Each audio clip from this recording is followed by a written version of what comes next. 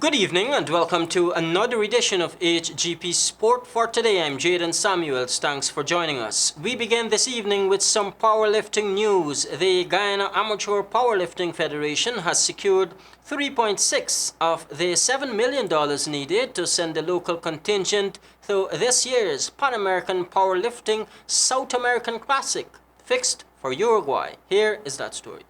After some credible performances that yielded medals for Guyana back in 2015 and 2017, the locals will be looking to continue bringing in the medals. On Thursday, the Federation received a check worth $3.6 million from Sports Director Christopher Jones. The National Sports Commission would have met with Mr. Hgptv, President of the Powerlifting Federation, along with his executive, Ms. Renita, and others, very early in the year, of which they sought to provide the necessary information that is needed so that the Sports Commission could be guided in terms of making preparation for a significant financial contribution towards the Federation's participation in these games. President of the Guyana Amateur Powerlifting Federation, Hgptv, reminded of the importance of athletes, especially those selected to represent, being given the requisite tools to properly prepare to perform. An athlete mustn't leave this country and go somewhere and feel uncomfortable.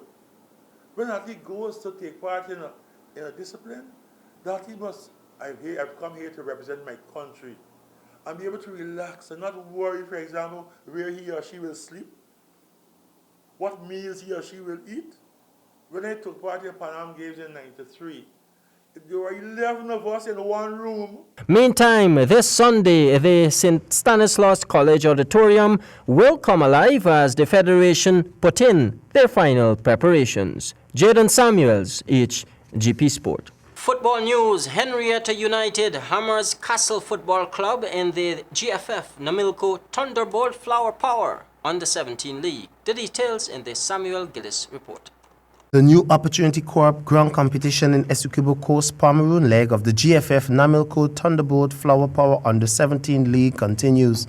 In the latest match contested on Thursday at the same venue, Henrietta United secured a huge 11-2 triumph over FC Castle, led by a helmet trick and hat trick from Alderon Austin and Ezekiel Scott, respectively. Austin hit the net in the 18th, 74th, 77th, and 84th minutes, while Scott was on target in the 3rd, 5th, and 6th minutes.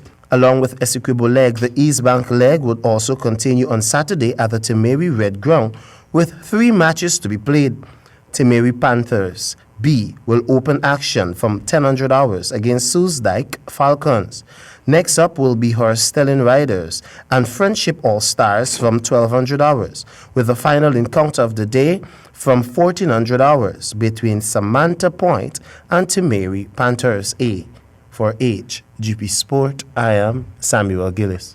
Let's turn our attention to some cricket news. Over 70 youths are to benefit from a cricket academy that will be hosted by the Golden Grove Cricket Club from Monday. The details in this report. Despite the many issues plaguing cricket on the East Coast, it will not deter works at the grassroots level. Starting this Monday, Alistine Haywood, president of the Golden Grove Club, will spearhead for the 2nd year a youth cricket academy aimed at educating the aspiring cricketers and instilling discipline among other scheduled programs. The academy is based on cricket alone.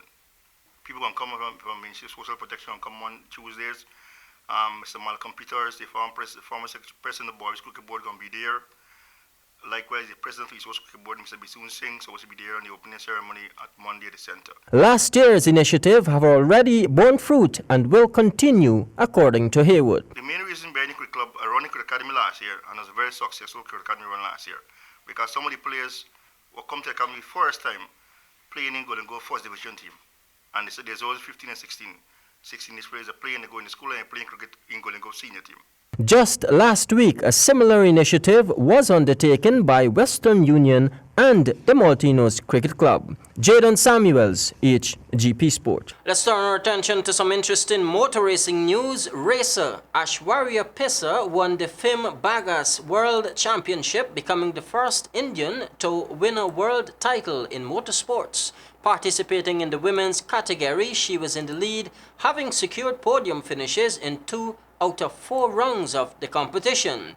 23-year-old Aishwarya from Bengaluru finished 4th in the last round of the championship that was held in Hungary on Monday. Starting the Hungarian Badger with a 7-point lead, the fierce racer was able to maintain momentum throughout a rather difficult 590 km. She was among the 5 riders who participated and scored crucial points towards the end, which helped her secure her position.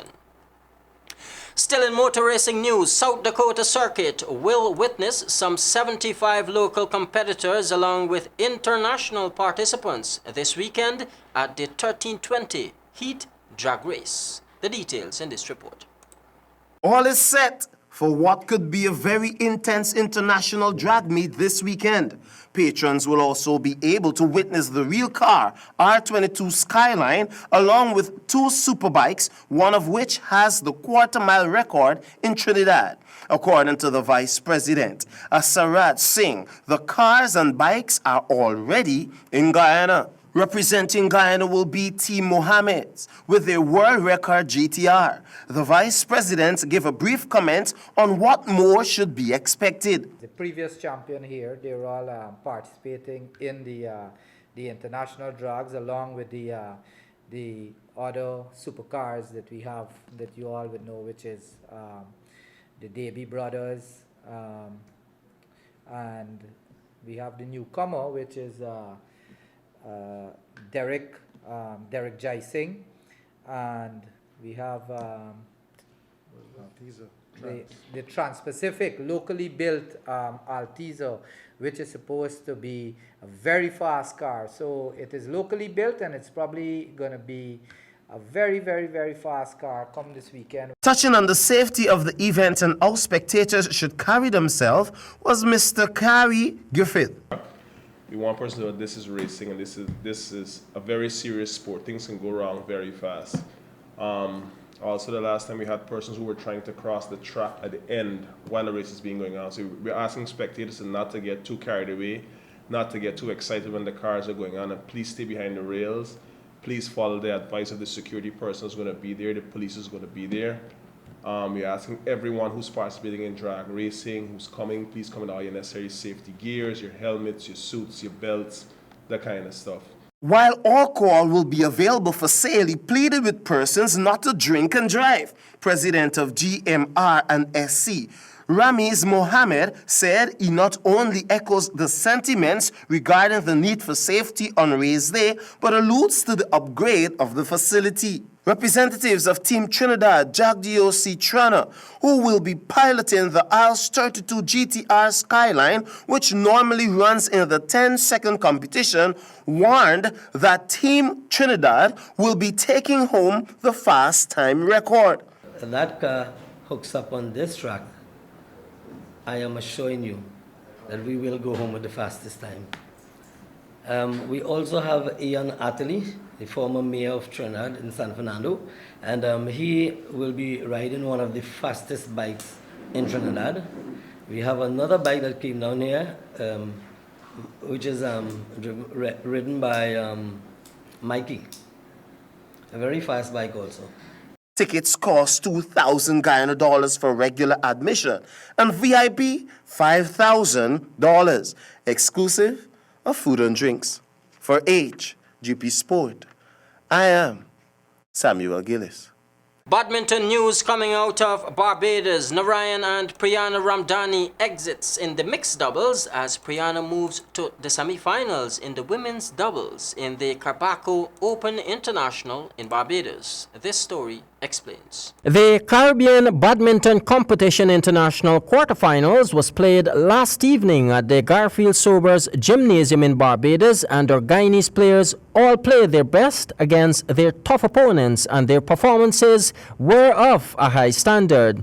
Guyana's Priyana Ramdani, who is the Caribbean Badminton Competition Under-19 triple champion, showed that she still has lots of energy left to reach the semi-finals and medal round in the ladies doubles in the Open International.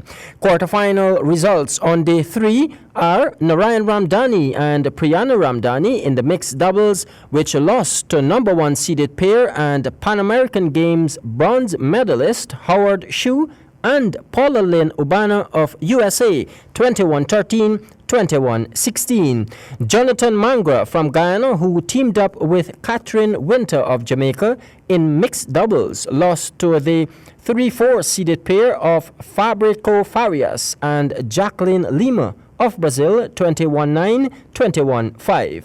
Narayan Ramdani and Jonathan Mangra in men's doubles lost to pair of Timothy Lam of USA and Antonio Lee of Canada 21-11, 21-14, while Priyana Ramdani and Sabrina Scott of Barbados in the ladies doubles defeated the pair of Alana Bailey and Catherine Winter of Jamaica 21-16, 22-20. Jaden Samuels, HGP Sport.